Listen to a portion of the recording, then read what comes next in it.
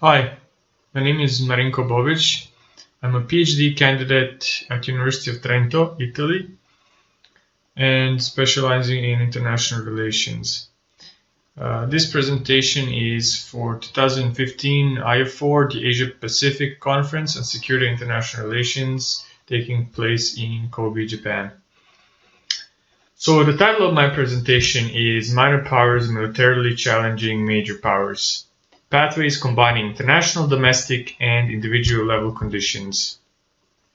So it's driven by a broad question, namely, under what condition do minor powers challenge major powers? But more specifically, how do actually previously studied conditions affect the decision making of a minor power? But first, I would like to clarify what I mean by asymmetric conflict. Namely, I'm not looking at any asymmetry between states.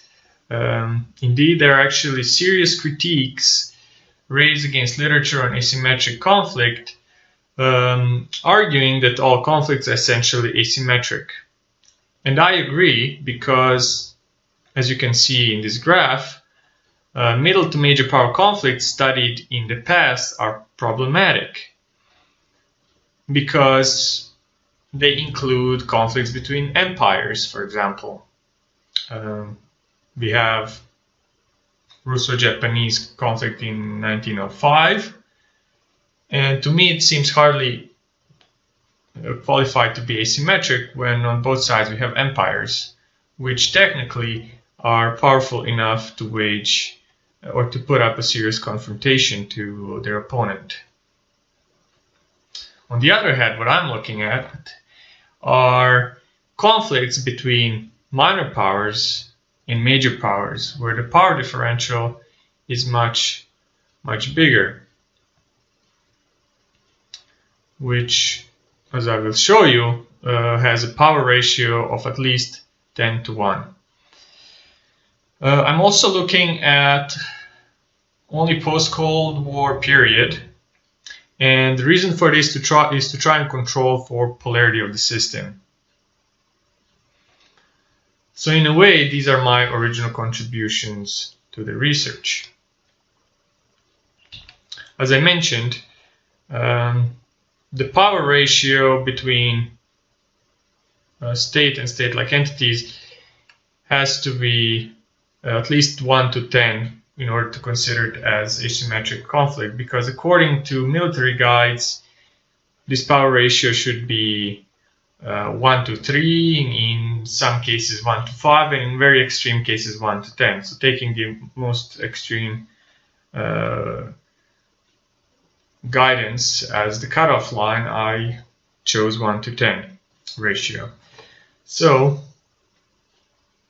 as you can see here in the list, there are no East Asian countries. While I did include China in my previous research, in the past 25 years or so, China has not engaged in any serious military confrontation with any of the external opponents. There have been militarized disputes, but they have not escalated. That's why there are no Pacific Asian countries listed here. However, since the population of my study are all conflicts, the analysis should pertain to the whole international system. As for theory and conditions, I engage in the plurality theoretical framework in order to attempt to bridge theoretical boundaries. This simply means taking premises and hypotheses from different theories, as I did, which I will show you shortly. Secondly, I'd like to highlight complex causality as basis of my research. It means several things. For one, the assumption is that it is a combination of conditions rather than a single variable that can cause an outcome. This is also known as conjunctural causation. And second, there is equifinality, or multiple causal paths to the same outcome.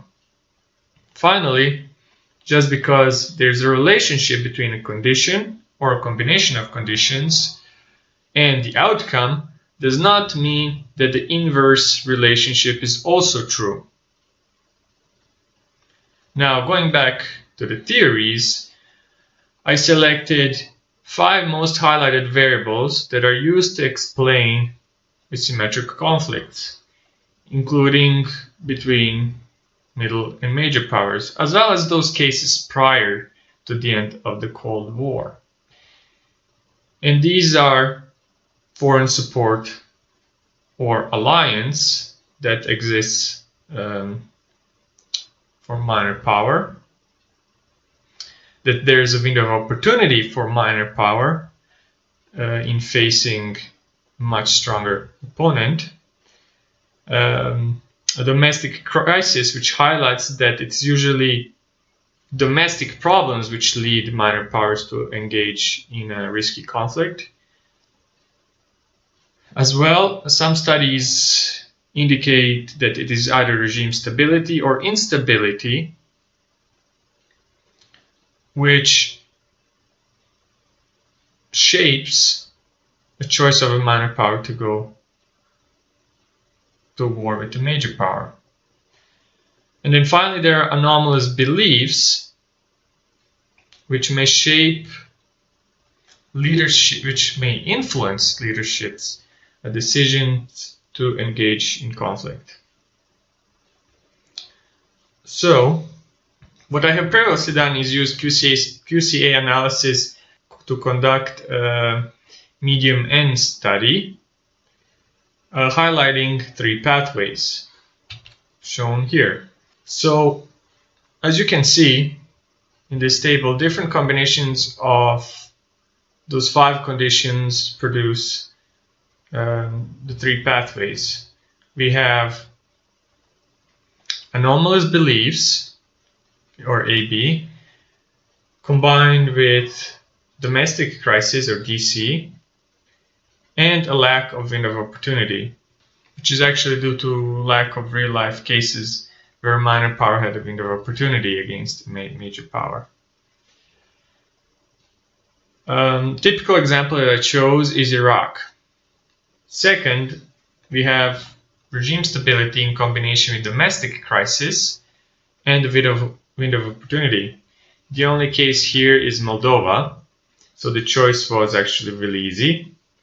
Finally, there's a group with regime stability, domestic crisis, and foreign support. For example, Serbia against NATO in 1999.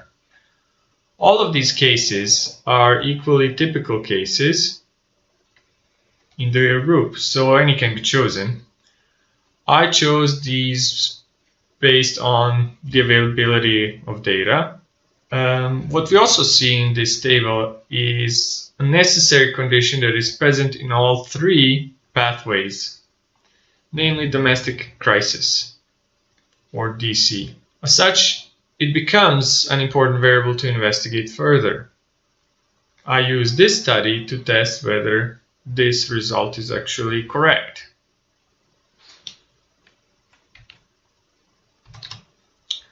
Finally, what about the scope? Well, as mentioned, only post-Cold War period is looked at. Second, I excluded militarized disputes between allies, for example, United States and Canada in the Salmon Wars. It was a militarized dispute, but not a serious military conflict. I also excluded non-state actors versus a state, unless a state directly supports the non-state actor. So to touch upon in detail on the choice of cases, I showed you the population of cases over here, and I selected 3 of those, these ones, based on the following criteria. First, I should say that this is a set relational case study. That is, variables are categorical In particular, they are dichotomous nominal variables, because to analyze whether foreign support existed, one has to choose yes or no. Primarily, my earlier studies show that these cases are typical, most likely cases. Each case belongs to a different pathway, shown here, that is, to a sufficient condition, combination of variables. So I'm choosing one case per sufficient condition, that is, per pathway. Process tracing reveals why conditions matter for the outcome. So it is not necessarily a cross-case comparison, because there are three different sufficient conditions present. But it can be cross-case comparison. Namely, the cases share the phenomenon in interest, namely domestic crisis. So we're looking at what they do have in common. And this is good for identification of necessary conditions. This is why there's no variance on the outcome. For identification of necessary condition, all cases are qualitatively identical. Finally, the desire is to explain the causal chain, that is, how a condition influences the outcome. I supplement this with a counterfactual analysis in order to be able to discuss how the variables could cooperate in creating a different outcome, namely a peaceful choice by minor power. A counterfactual analysis bolsters our confidence that the necessary condition is indeed tied to the outcome. Briefly put, there are individual sufficient conditions forming three separate case studies. But there are also comparative case studies for the necessary condition. And finally, I'm looking for a causal chain integrating all these three approaches into one. I'm not going to go into detail why I chose a case study approach, but basically case studies are highly recommended in a mixed method approach when also using qualitative comparative analysis, as I did in my first paper. QCA and case study combination actually produces a more powerful inferential value than one method alone. So now, to move on to the cases.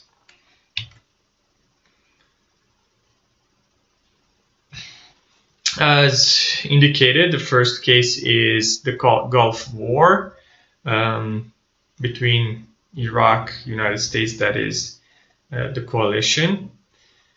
So to go back to my earlier study, the conditions highlighted are anomalous beliefs and domestic crisis in this case. These two, when occurring together, influenced Saddam Hussein to choose to go to war. And here's why. First, there was a domestic crisis which can be described as an economic crisis following the Iraq-Iran war. Saddam Hussein started the war believing he could win.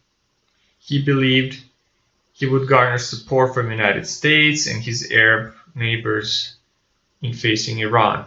To a certain extent, he did. However, Iranians put up a strong resistance, and Saddam was bogged down in a war of attrition.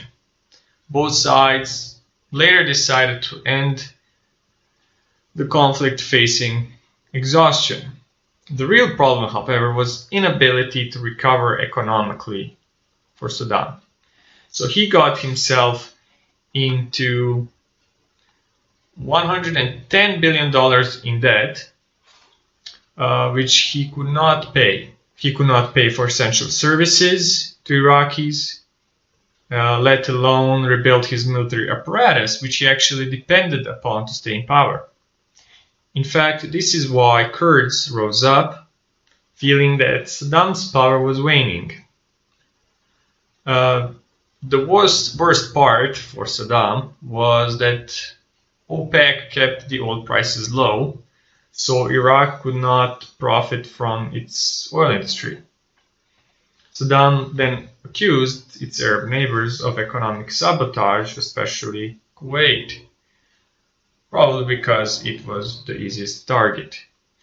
Kuwait then, in fact, became the only source of recovery for Iraq, because by controlling Kuwaiti oil production, Saddam would be able to raise oil prices to potentially $30 a barrel, leaving Iraq with 60 billion USD a year. So he decided to invade Kuwait and potentially get away with it.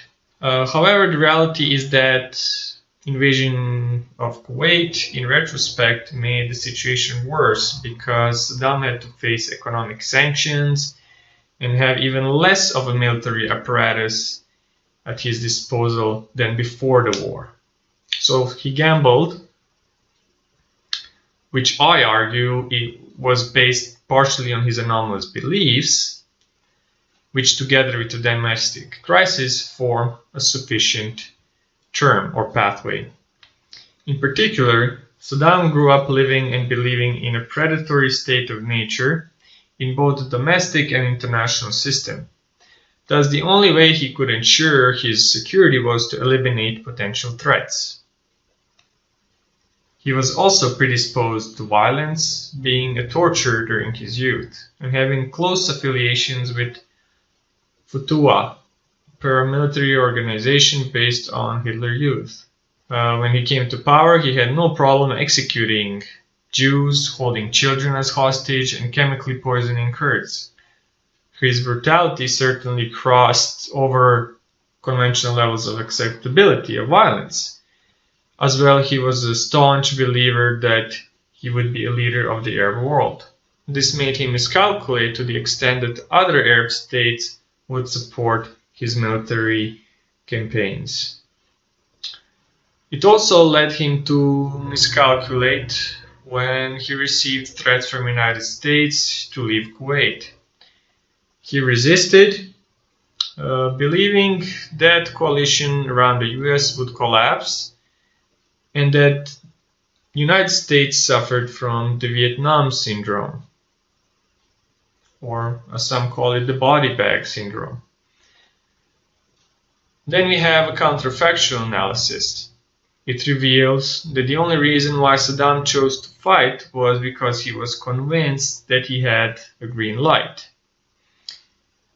and because economic assets of Kuwait were the only thing that would keep Iraq alive, that is, his own regime. Once Saddam began to lose Kuwait, he complied with all the conditions imposed on him. But first, he took all the valuables from Kuwait, and this demonstrates that his priority was indeed getting a hold of any economic assets possible. Okay, so the second case,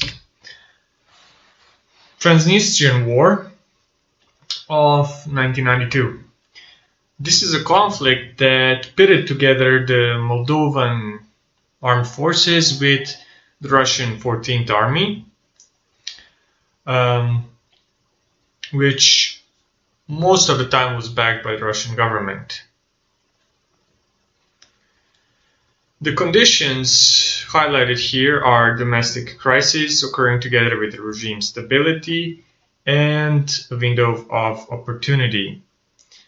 Again, these three, when occurring together, influenced Mircea Snegur, the first president of Moldova, to choose to go to war. And again, here's explanation why I think this is the case.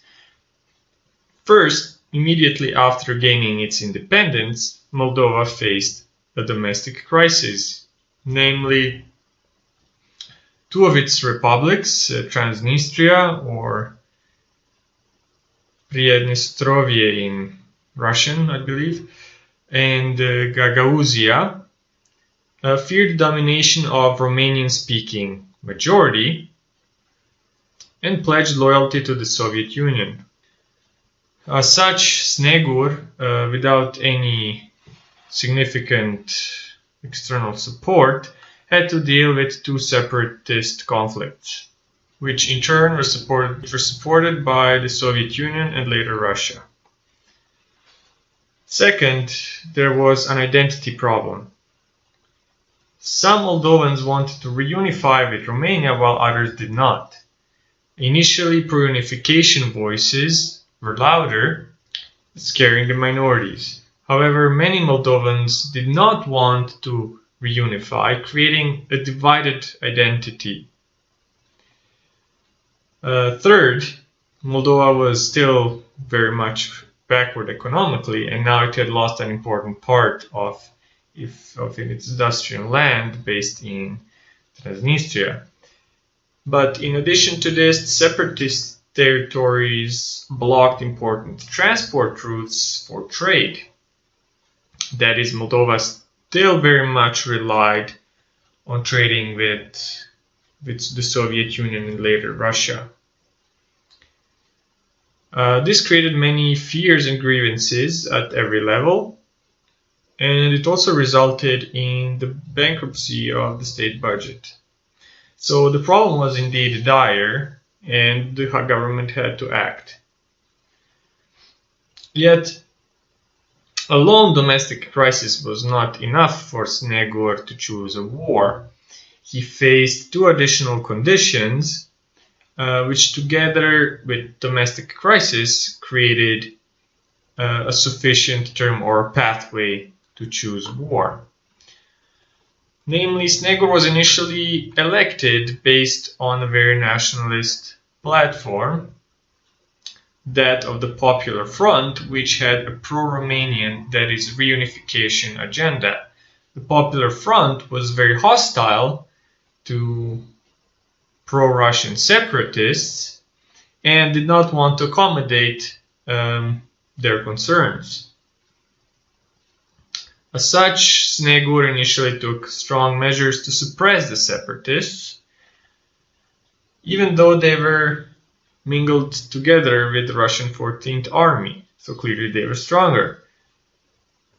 And then, as the Moldovan forces faced a defeat, more and more Moldovans turned against the Popular Front, and Snegur distanced himself from the idea of a union with Romania. As such, to retain his stable regime, of which his presidency was the most stable institution, Snegur was performing a balancing act. And indeed, it was delicate. So, of course, the second condition was the crisis in the Soviet Union, and later on Russia. I will not go into details here, but basically the Soviet Union was in shambles, which is well known, undergoing self-destruction, coup d'etats, and so on. There's evidence of Snegur actually directly saying that he hoped that Russia was too weak to intervene in Transnistria, and as such he believed that he had a window of opportunity.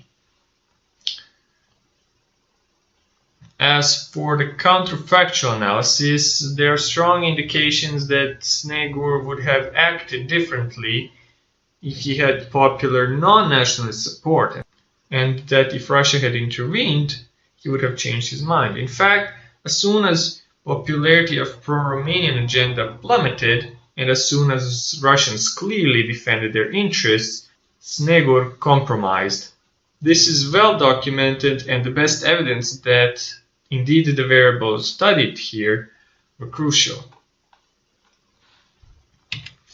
And the last case is Operation Allied Force, which pitted United States and NATO allies against Yugoslav forces. Technically only Serbian forces, because Montenegro was passive, neither supportive nor against Serbian interests. The conditions highlighted here are similar actually to the previous case, namely domestic crisis occurred together with regime stability and foreign support. So only foreign support is different, which I argue is similar to window of opportunity. from the previous case. Basically, these two variables offer the same type of assurance, greater likelihood that the opponent won't be able to act. So again, these three, when occurring together, influenced Milosevic to choose to go to war. And here's why.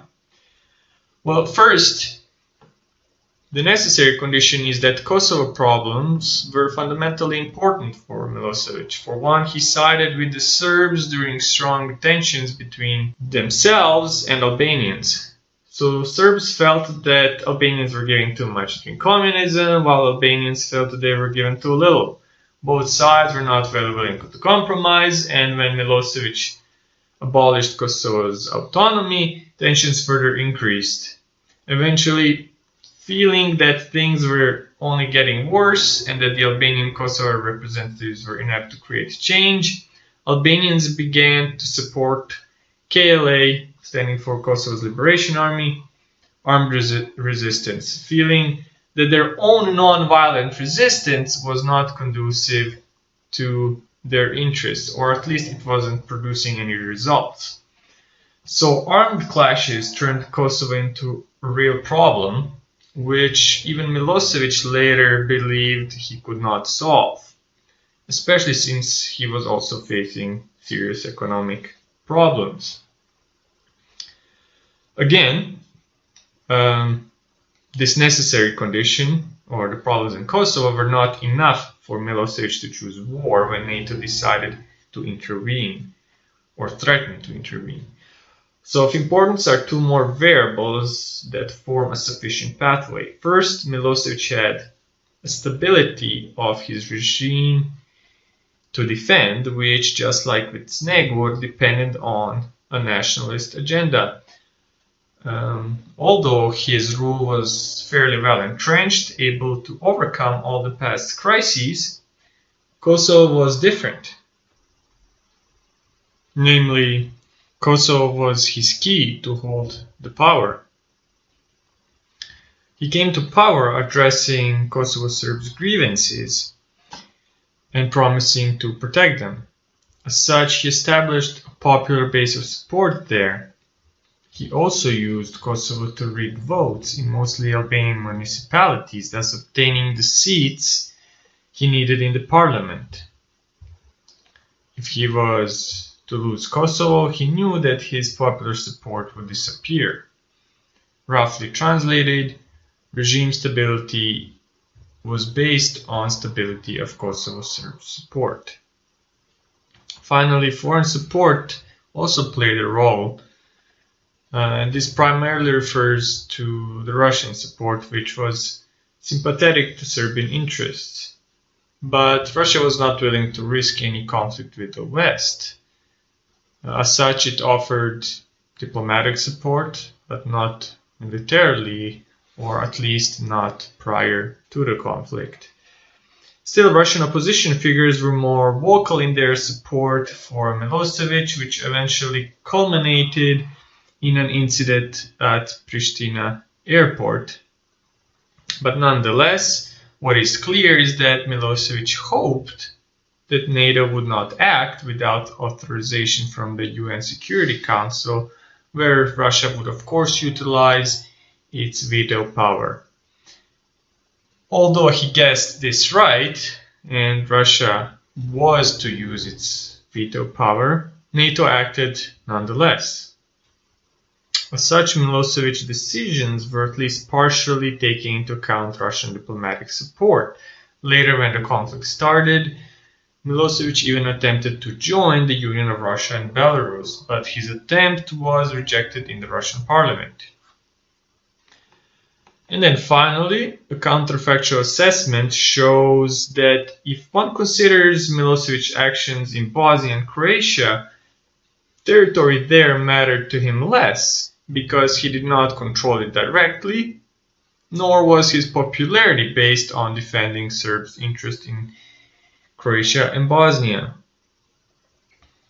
As such, he was much more cooperative in those instances, even pressuring Bosnian Serbs to offer concessions in reaching the Dayton Agreement. In short, he would have acted quite differently if the crisis in Kosovo was not so personal and that there was no Russian support. Moving on to the conclusion, I argue the following points. First, it seems that social complexity proposition is confirmed in this study, namely, outcomes are better explained using a configurational approach rather than trying to explain the outcome through individual variables. What I mean by this is that the processes are much more clear in how they affect the outcome. Foreign support, for example, offers very little insight on its own as to why a minor power may choose a war. Yet a lot more weight, for example, is placed on domestic considerations, which foreign support ties onto. Second, through case study analysis, I can observe how close the variables actually are. Namely, although when doing a more statistical approach, they can seem to be more clearly separated, yet following set theoretical traditions, the sets overlap. And this is fine because many phenomena occur in between or in the area where these variables overlap. So, for example, in the case of Moldova, regime stability, domestic crisis, and the window of support all had an overlapping impact. Regime stability would not hold if domestic crisis spiraled out of control, and neither would the window of opportunity matter much if there was no domestic crisis. As for theory, this study shows that a framework drawing upon a range of available explanatory ideas can result in a very rich analysis, providing more nuance as to how such theories can be applied. For instance, balance of power theory faces serious limitations when being applied to small powers facing the conditions analyzed here. Desperation theory as well must take into account other important variables such as anomaly of beliefs. The more they are anomalous, the more likely it is that a smaller power has a different perception of the threat and what the best way is to deal with it.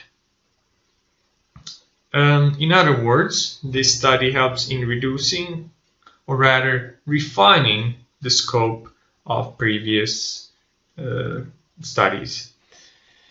And finally, case studies analyzed here have revealed much that could not be revealed with an initial medium N or large N approach. For instance, a close look at these cases reveals that what anomalous beliefs, window of opportunity, and foreign support have in common is that they can offer a false sense of deterrence of a hostile major power. Well, that's everything for now. I hope that I have offered you some food for thought. If you have any questions or comments, you can always, well, the best way to contact me is by reaching me through my personal email, which I'm presenting here. So you are welcome to get in touch. Thank you very much.